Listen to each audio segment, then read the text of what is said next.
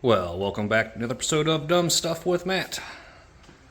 The Spitfire is still waiting on a single bushing that must be coming on a slow boat from China.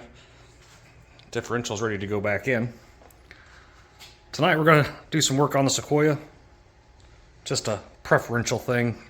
If you guys know much about the Sequoias, they did make a TRD Pro in this model, and it looked significantly cooler. Different grill, blacked out mirror. Door handles were black. This trim strip was not there. Obviously the platinum emblem, that's going to have to go somewhere else. And we got these two back here that on the TRD Pro would have been black. I can find the door handles and the mirror caps. Those are on the way from Amazon. Those are supposed to be here tomorrow, pending Snowmageddon that we're supposed to get. So I think tonight we're going to focus on getting these guys off, and about the best job I've done. That's what it's going to have to be. So I'm going to put you guys on the stand and we're going to get after this. Now you guys just watched me tear down this interior hatch panel before, so I'm going to put you in fast loop. That way you don't got to listen to me complain to myself. See you in a minute.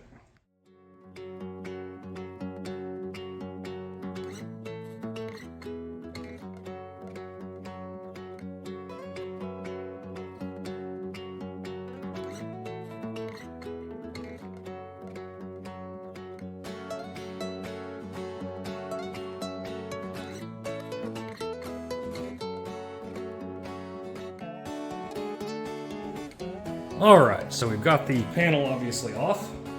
I'm going to undo these screws, get the license plate lights off so that we don't paint over them, because you know, that is something I've done in the past by accident. So, 2 screws on each one. Then we're going to do our normal sand, paint, clear.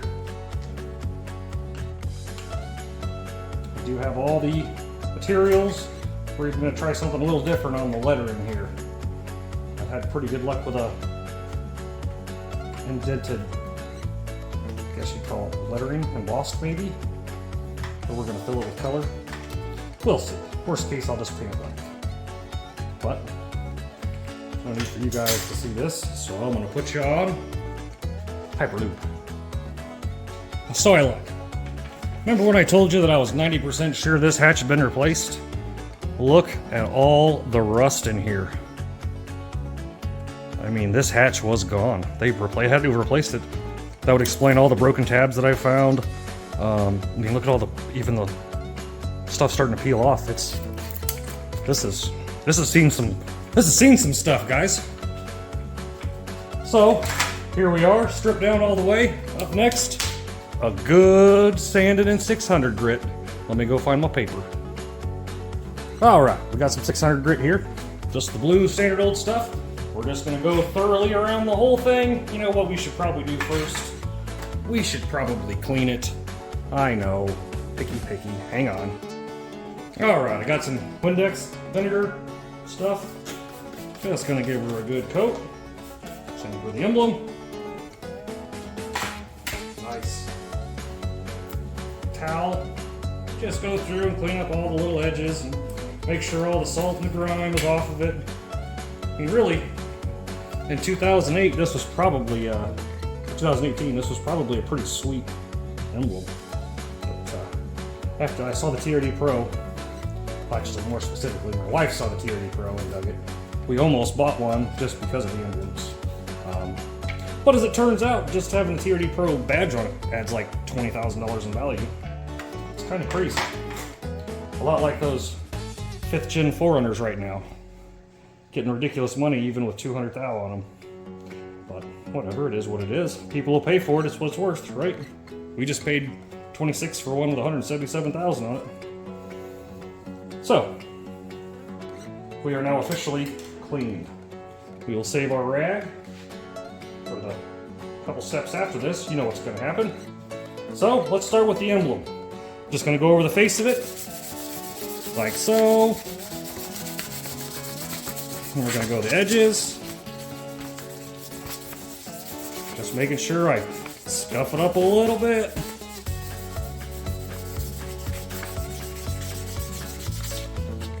Okay, go through on the inside edges.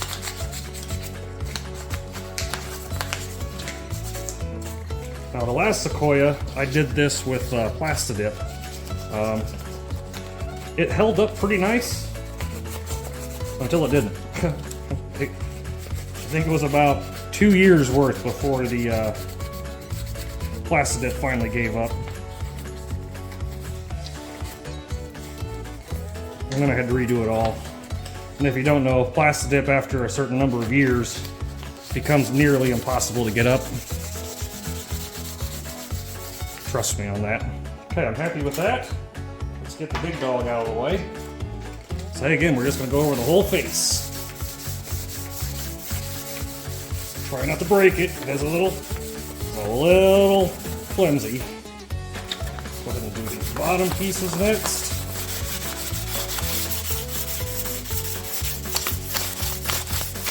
They say half the paint job is in the prep work. I'd love to say I agree. A lot of it is in skill. You really got to know what you're doing with some of this stuff. Top side, edges. Okay, now the not so fun part. Start with that keyhole. I used to have a tool that did that perfect, but I don't know what happened to it.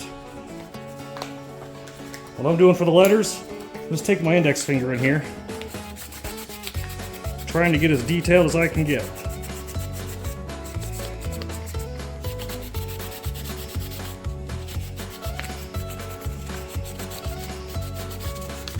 It must be working because I'm peeling a lot of stuff out of there.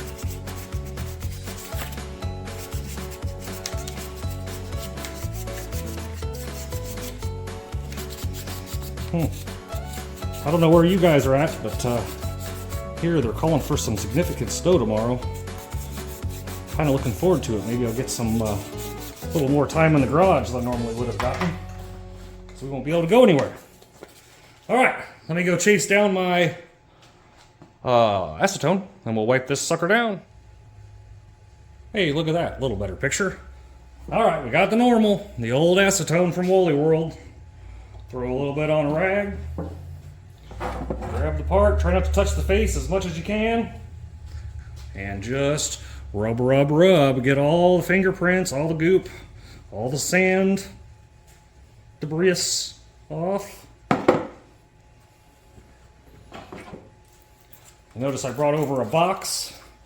That is so I can have something that elevates this just a little bit. I didn't want anything touching where you're going to be able to see on the car. That's for obvious reasons, because when I'm spray painting it, it's going to leave a mark. So, well, that don't look too shabby. Try not to touch it. Okay, so let's get this stuff out of the way so it doesn't get painted. As much fun as that would be. Our weapon of choice this evening, you know me, expecting professional results using amateur products. This is just high gloss black from Walmart. And what I'm going to do is I'm going to try to go one light coat, let it sit for just a second, and then we're just going to give it the beans. So, we'll start with the emblem.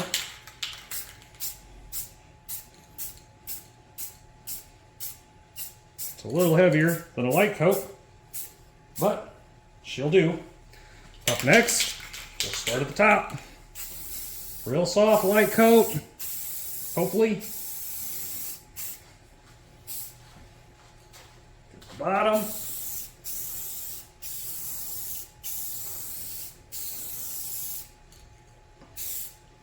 Try to make sure you're getting every bit of coverage. Oh my, that already looks better. Oh hey, I missed you.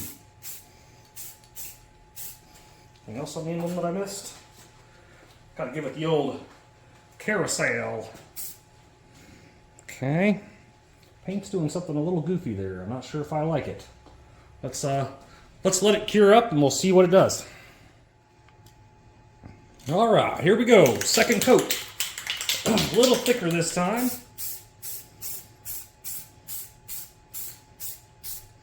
What you want is just thick enough to cover, but not thick enough to run. And then as always, long strokes. Get your edges.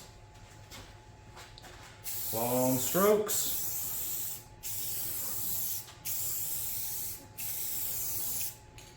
That might have been too much. Dang it. Alright, nothing a little wet sand can't fix. Okay, let's let it sit and see what it looks like when it dries up. Hopefully it doesn't run. Ooh, gonna be close. Now going through the area to inspect after I got all the sticker goo off, I did find two little spots that I'm going to address while we're in here. One is right there. The other one is right there. Sorry, hard to see it. What I'm going to do with these is I'm just going to knock them down just a little bit, put some rust converter on them, and go over with some touch-up white. And you may still be able to see it, but at least it won't be rusting. So, let me get that done. So what I've done is I've taken a pick. I tried to dig out as much of the rust as I could get out without scarring the paint too bad. I did the same over here on this one. This one's actually starting to bubble, so I'm glad we're catching it now before the whole truck would have been bubbling up and rusting out. So, up next, a little rust converter. I'll show you how I do that. All right, I guess we can start learning how to do some touch-ups. I'm not 100% a pro at this, but I've had pretty good success. So in this case, we've got some tiny little dots that just need to be covered up. I'm trying to put some converter on it so that it stops the rust instead of lets it keep growing. So what we're going to start with, the Rust Reformer 9000. Gonna take the cap, and you're just gonna go. Should have a little puddle in there. Okay. And you're gonna take one of these ear poker 900s. You're just gonna dab it in there and then apply. So let's see how bad I can screw this up. The good thing is there's acetone. Always acetone. Acetone fixes all mistakes. Well, not all mistakes, but a good portion of them. So I just dipped it. Trying to make sure I get plenty of material in each hole. Perfect. Now, we let that dry. And as you can see, that's all I did. When it's dry, I have some white touch-up that we're going to use to cover those black dots up, and hopefully, when this all goes back together again, you won't even notice it. Let's see what happens. Well, fellas, we're answering internet questions tonight. The platinum emblem came right off with no problem. A little bit of, what are these? Polishing compound. Get rid of the old label. No holes or anything underneath. Moving on to the side moldings. They also have 0 holes, but they're an absolute bear to get that glue up. I've got about 40 minutes in just this little section so far. Give you an idea. That's what it looked like before. So, I'm going to get back at it. Well, guys, we got updates. Apparently the dog's got a squeaker. The platinum emblem came off without a hitch. That was super easy, super clean. Just a little bit of rubbing compound fixed her up. The side moldings, I don't know if I'd sign on for that again. If I had them and I wanted to black out a Sequoia, I would probably just mask them and paint them. This section here took me about an hour and a half. I think we're about an hour and a half, maybe an hour on this section. I am beat. My hands are dying. This is no joke, guys. I finally figured out towards the end that if you threw a little bit of adhesive remover on, along with some acetone, it would ball up a little easier. I think to finish this out, I may run into town tomorrow and grab one of those, like, eraser wheel things. But, I mean, it looks better, don't get me wrong. But, man, lots of work for a little result. So, I think we're going to call it here tonight. I need to take this old girl through the car wash. Oh, I forgot to show you how it finished out. So, The back Sequoia emblem still drying. 3 coats of clear, 3 coats of color. The Toyota emblem, I may end up ordering one. Not happy with the way it looks. It's like 15 bucks on Amazon. Not a big deal. But we are calling it a night. My ass is beat. See you guys tomorrow. Well, we got that pesky molding gone. That really sucked, guys. Let's make some of those chrome pieces disappear, shall we? I found these on Amazon. It was $32 for both mirror caps and $26, I think, for the door handle caps. So I did some of the hard work already. Getting these little pieces of tape up can kind of suck. Take a pick.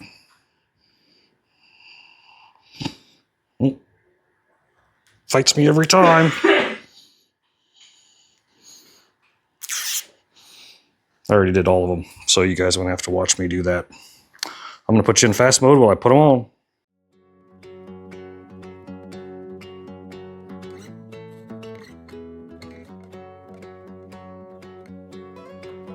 Those Amazon special mirror caps, pretty decent.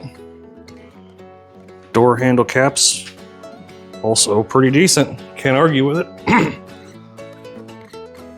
And from a distance, looks a little less old man chrome. That's good. Next one, we're gonna get that roof rack blacked out because it would look better in black. I also already did the other side, but I can't get over there right now because there's too much stuff in the garage. I guess I'll button up this one. See you guys on the next one. Thanks for watching.